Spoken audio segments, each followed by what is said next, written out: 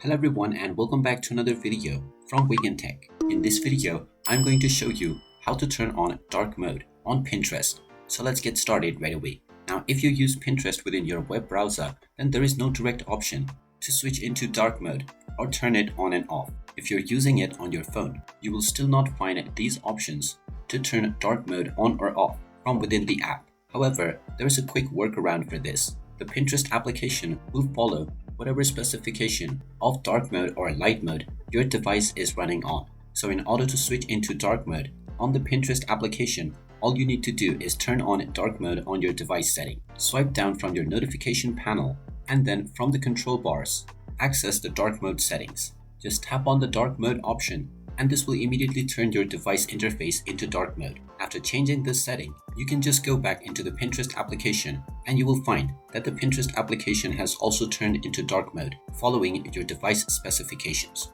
And there you have it. That is how easy it is to enable dark mode on Pinterest.